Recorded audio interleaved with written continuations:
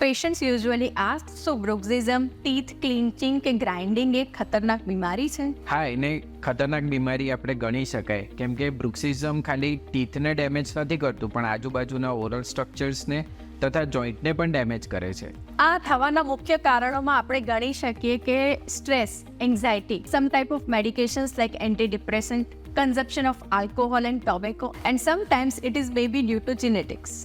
આનાથી ગભરાવાની જરૂર નથી. Consult your dentist with proper guidance and treatment. It is curable. Depending on severity of your problem, there are many options for the treatment.